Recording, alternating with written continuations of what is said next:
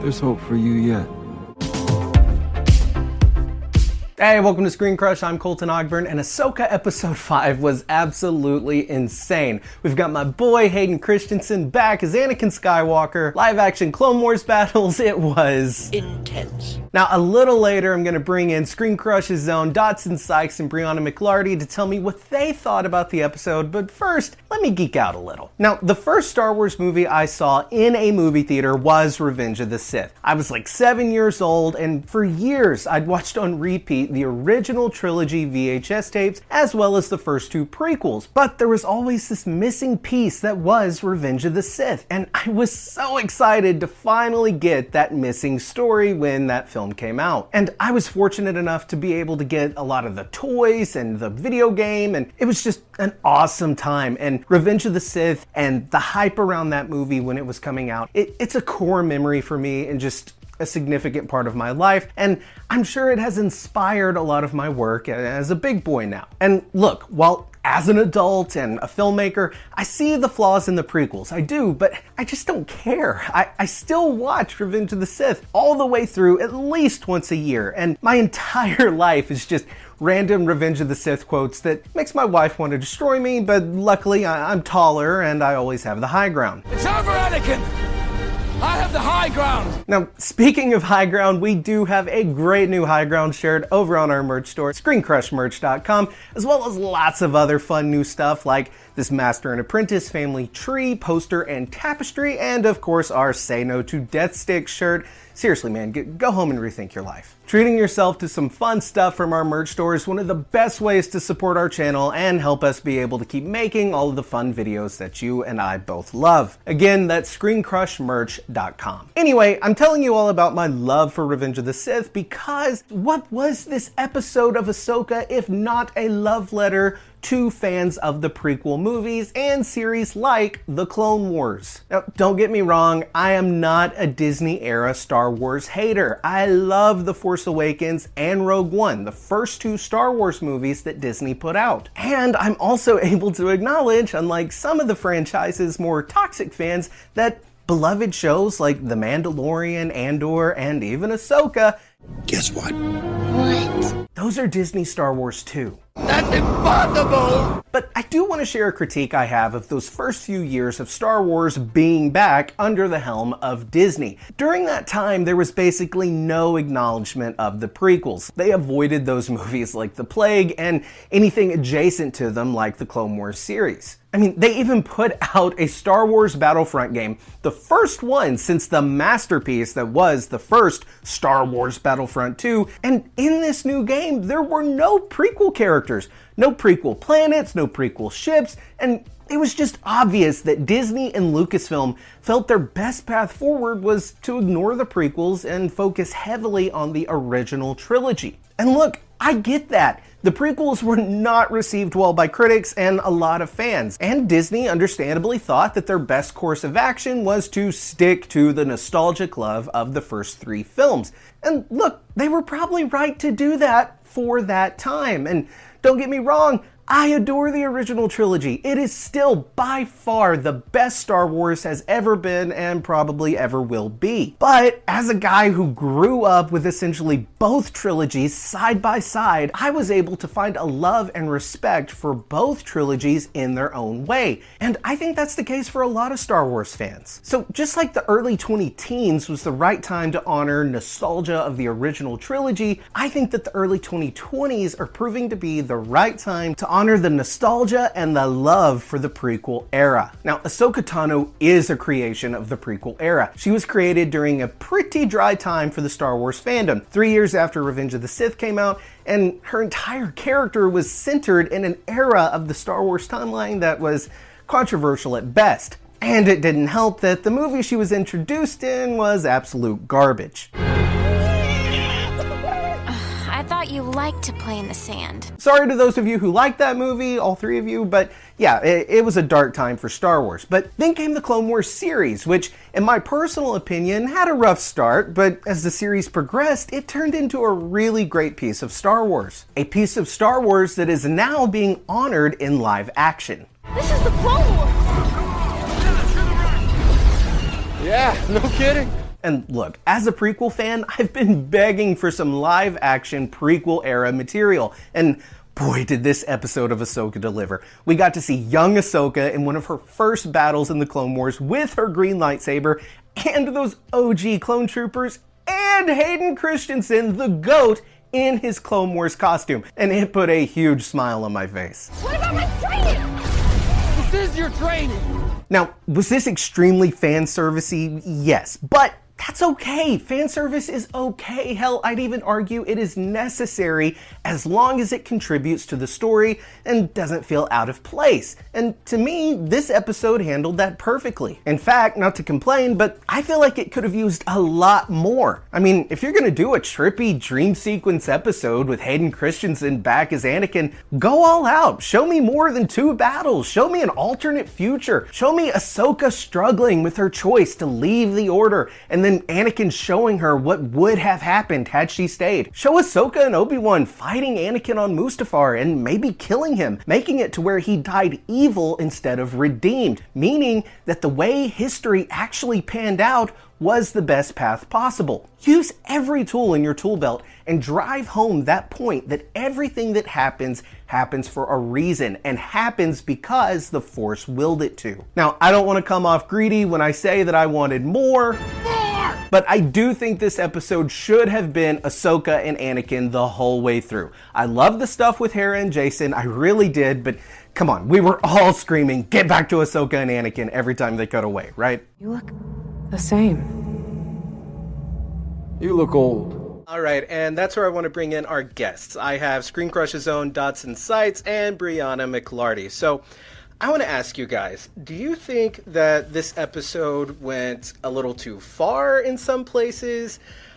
Did it not go far enough? Like, what are your overall thoughts on the episode and its incorporation of like some OG prequel stuff and Clone Wars stuff? Dot, I'll throw it to you first. Yeah, okay, so for me, I thought it was a little too much, a little too much, a little not enough, and a little, like, all just perfect. The way it was so fragmented, it felt at sometimes like I hated what I was seeing on screen. Sometimes I was literally cheering for what I was seeing on screen. Like, biggest example, right, is those Clone Wars scenes, right? The first Clone Wars scene I actually hated, and mostly because I don't know why Hayden Christensen doesn't know how to, like, run in gloves, I guess, is what was throwing him off. But, like, he looked like a toddler that was just wearing a suit for the first time. And, like, it takes away kind of from some of those, like, harder moments when you see him, like, flashing in the clouds with, like, Vader right over his silhouette. And like, also, like, seeing the Clone Wars armor for the first time in live action was so cool, but it was kind of ruined to me by his acting in that moment. Now, literally, you splice that with that second Clone Wars scene, and I loved that scene. I thought that was actually very reminiscent of where both Ahsoka and Anakin were, and really showed, like, the difference in how Ahsoka has been brought up, and the problems with Ahsoka being brought up as a warrior for something that was meant to be a peacekeeping religious order, right? Like, she was she had this kind of big, like, losing my religion kind of moment in the Clone Wars, and I think that was really powerful, and I think that second scene really showed that really well.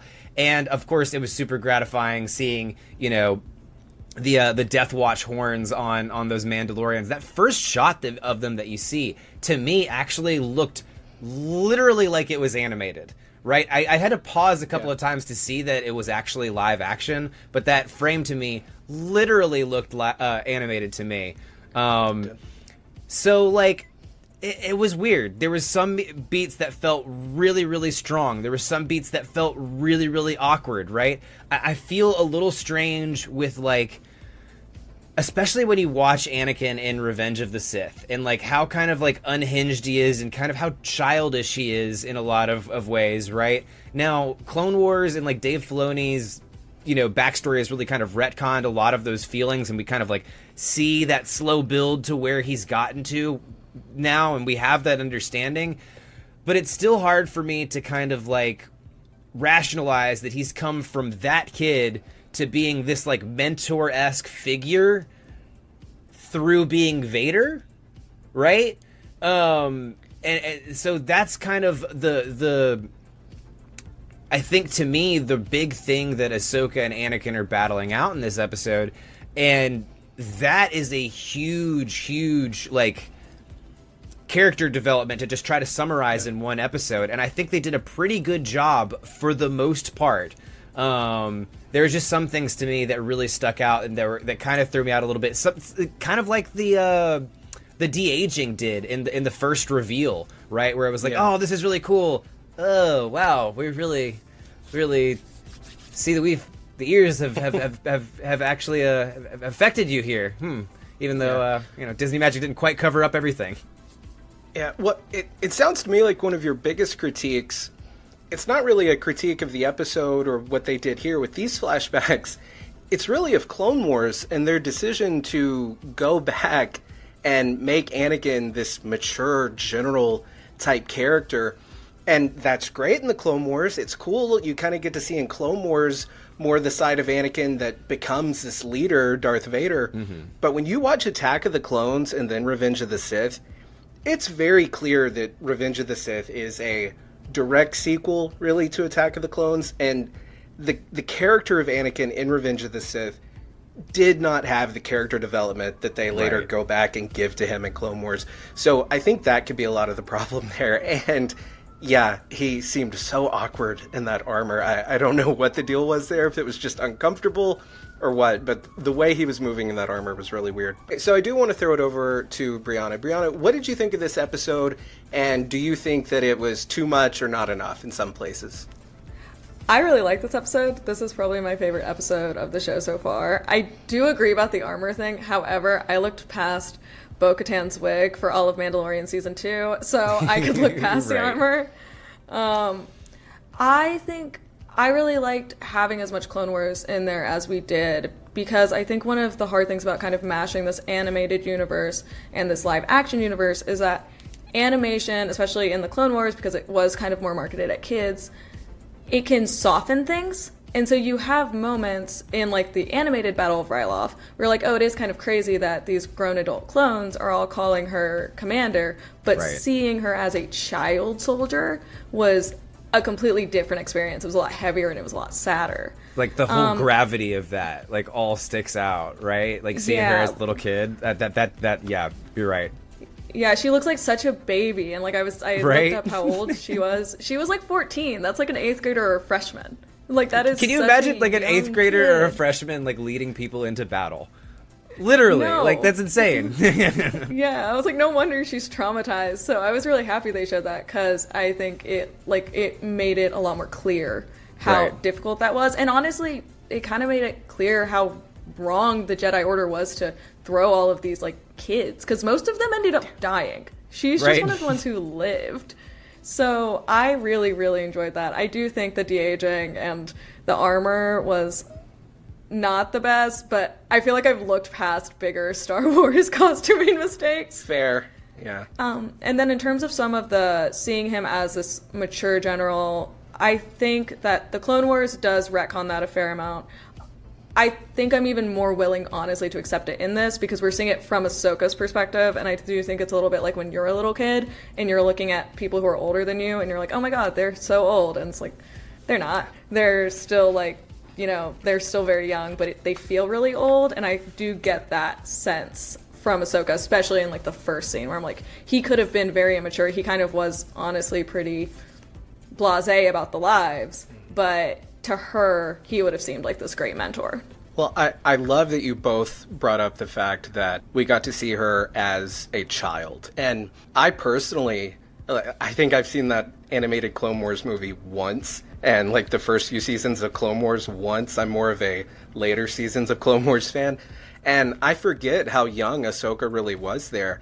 You know, they could have gone the route of just having Rosario Dawson play the Ahsoka in that situation and have everything else around her be older and Clone Wars era, but have her just maintain, you know, her current look. But I'm glad they made the decision to cast a young actress and have her be so young in that scene, because, like you said, it really does show the gravity of the situation, of the Clone Wars, and why Ahsoka is the way she is. So I'm glad you mentioned that. Now, in the spirit of me, like, being greedy and wanting more Anakin, like I talked about earlier in the video, I want to ask both of you, do you think we are going to get any more Anakin this season? There have been trailers where we hear more Anakin. Now, that could just be cut dialogue from this episode, but I'm kind of hoping we get some more. Do you think we'll get some more? Dot, I'll throw that to you first. I would have to go through and look back at the actual cut dialogue that we haven't seen in the trailers to see if it's actually stuff that I think would fit in, like, cut things from this trailer to, like, officially make that call. But my gut tells me that no. I feel like this is kind of what we needed Anakin for, right? Like, this episode, I was talking with somebody about this online. They were like, I don't like episodes that are solely for character buildup. And I was like, okay, I don't even think this episode did do that, right? But I don't think this episode is only that, right? We got, not only was it like this big triumph over her own darkness and this big metaphor, Ahsoka the White and all this cool stuff, but like we found how she's going to get to Ezra. That was the plot step that needed to happen in this episode, right? And so I think that like the arc, my point being is that I think the arc that we really needed Anakin for, that overcoming her own personal darkness and that big kind of belly of the beast trauma, I think that's it, right? I think that's where she learns her lesson. She's clearly a changed character from here, right? I think the rest of the story is going to be indicative on how that change affects the situation versus her going through more challenges, if that makes sense. I believe it was something along the lines of Anakin saying, I know you can do this, Ahsoka. I know you can do this, Ahsoka. That could totally be a cut line from this episode. But right. I'm kind of leaning toward maybe in her rematch with Baylan, maybe we'll hear Anakin come to her kind of like the Force Ghost did in Rise of Skywalker with Rey.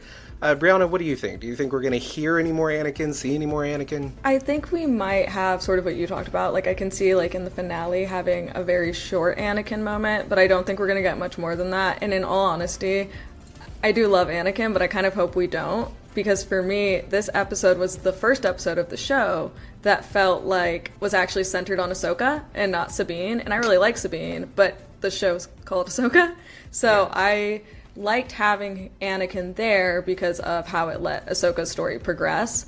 But I think putting a lot more Anakin in would just distract from her. And I really just like want the show to be about her. Very true. Yeah, I've said from the start, this show should have just been Rebels Season 5. I think that would have been a better title. I love Ahsoka, but this is not an Ahsoka series, really, until this episode. It's more of a Sabine series. Exactly. I hope this is the pivot. I'm really hoping this is the pivot, because I really like Ahsoka.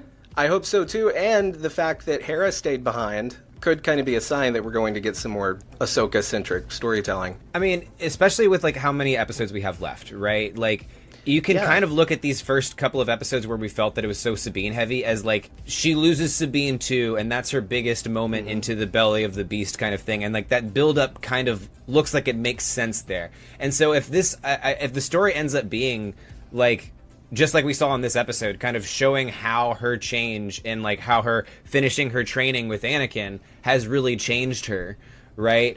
Then I think that overall I can look at the series as more of an Ahsoka show than Rebel Season 5 at this point, possibly. Yeah, I hope so. Before we go, I wanted to complain about something, and I think you two will enjoy this. I wanted to talk about how incompetent and ineffective and just eerie the New Republic seems. Like, when those New Republic ships came in toward the end of that episode, it felt like Star Destroyers flying in there. Yeah. Like, why did I feel scared of this New Republic, the government that took over after Return of the Jedi? Why is a character like Chancellor Mothma, who is supposed to be this badass rebel who we've seen in Andor in like the exact same position that Hera was in when begging for help, now all of a sudden she's acting like this crooked, corrupt, out-of-touch politician, and that bothers me so much because I love that character. And I mean, it makes sense that this is happening because we know what happens with the First Order and all that. But what did you guys think about how seasons like Mandalorian Season 3 and now in Ahsoka, we're getting to see just the incompetence of the New Republic? I'll throw that to you first, Brianna. I do agree. It definitely, like, when they showed up, I was like, oh, they seem like the bad guys here, because they are the bad guys here. I think it's actually really, as someone who likes politics in Star Wars, which I know is kind of controversial, I actually am really enjoying. But yeah, I'm really enjoying being able to see it, because I think especially what you're seeing with characters like Mon Mothma is they've been in some sort of war or rebellion for like over 30 years at this point. Like there was the Clone Wars, and then there was the Empire, and there was like years of rebelling against the Empire. And I think all of these characters, it's not that I think Mon Mothma is like incredibly evil. I think she's tired, and I think she's really wants there to be peace. And I think she's willing to like turn her head if she thinks there can be peace. And I don't think she's not looking at the flaws of the Old Republic that allowed it to fall. Like the bureaucracy of the Old Republic was one of the biggest ways it could fall. If you see it in the Phantom Menace, where they won't go and help Naboo because they need to do a whole investigation, and you're seeing a lot of those same problems. Now, what sucks is you would need a giant bureaucracy to manage thousands and thousands of planets. Right. So there has to be a bureaucracy. But she's not looking at where that failed. Instead, she's just trying to sort of reset everything as it was.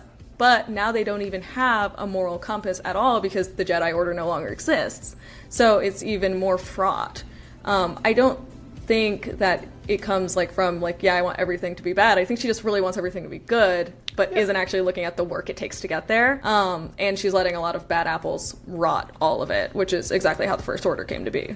Yeah, and I mean, don't get me wrong, I love her character, and I think you're right that she's probably in some state of denial, and you're right that she probably is exhausted. You know, we didn't get a lot of focus on her character in the original trilogy, but as we know in the canon, she was at the front line of all of these battles and the war to bring down Palpatine. So I think you're right that she's probably trying to juggle this, you know, dilemma of I want to listen to Hera, and I want to be able to do the rebellious things I used to do, but I also want to be able to maintain this democracy we fought so hard to build. And with a democracy, she can't just act as like this supreme chancellor who just says, okay, do this, I don't care what the senators say. So yeah, to your point, that would be undemocratic and show poor leadership on her part, even though Hera's right in this case. Dodd, what do you think about the Chancellor, the New Republic, all of that? I know we always say people hate politics in the Star Wars. This channel loves politics in Star Wars. Like everybody here loves politics in Star Wars, all right? And this is so satisfying for us, for these kind of fans, right? Because it is right. I felt that same thing y'all felt as soon as they pulled up here. I was like, they have really positioned them as the antagonist in this story right now.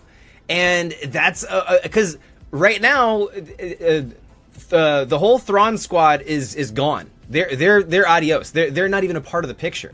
And this episode, they're absolutely 100% the antagonist. I think it's really, really interesting. And for me, my mind immediately went to some of the conversations, with like the interviews with George Lucas, where he was talking about like the Rebel Alliance and what those would be labeled as if they were if people did those things in the real world, what they would be labeled. They'd be labeled as terrorists, right? And Ahsoka was labeled as a terrorist by the Empire, right?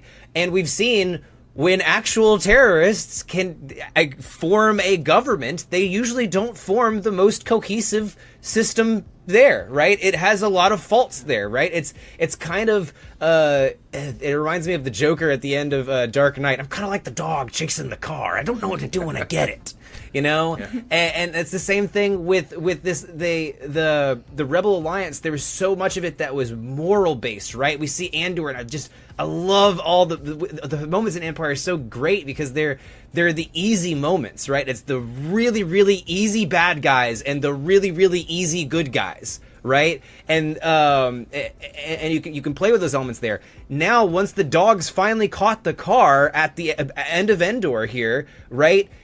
That's when people like Mon Mothma are like, okay, well, do you have anything I can go off of here, right? It reminds me of like people that are like, working for feeding the hungry in different charities, right? They're like, hey, I need this amount of dollars so I can feed these people, or I'm taking food out of other people's mouths, right? They're still doing a good thing, but they just have limited resources and they can't do what it is. And what that looks like extrapolated out over years and years is someone who is kind of snippy, like, hey, do you got the things that I need, or I can't do anything? So I think, to me, it matches perfectly with her trajectory. And I think that, like, you know, she was always kind of brought on as this kind of like almost angelic politician character in the beginning, right? This is the Mon Mothma, the one good guy that comes in here, and to see her character like kind of drug out to the point where she's like, do you have anything I can go off of? No? Okay, bye.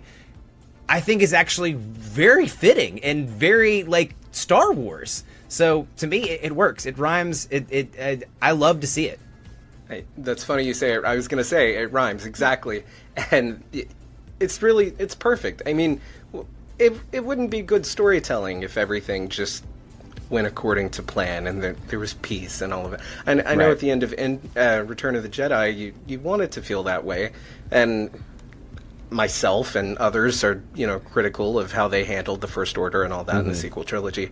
But I think what they're doing with shows like Mandalorian and Ahsoka, to your point, they're really showing the downfall of the New Republic and how a good intention to government can fall, because we've never seen a good intention to government really fall in Star Wars, because even in the prequels it was all being manipulated by Palpatine. Now we have actual rule. The good guys are actually in charge. And yeah, to your point, it's falling apart. It's harder than it looks. All right. Well, I want to thank both of you so much for being on here. Dodd, where can the people find you?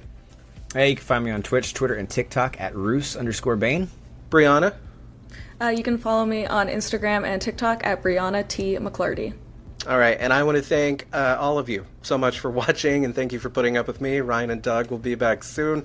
Let us know your thoughts down in the comments below on Ahsoka Episode 5. And if it's your first time here, be sure to hit that bell for alerts, subscribe, all that good stuff. All right, thank you so much for watching. We'll see you next time. Bye.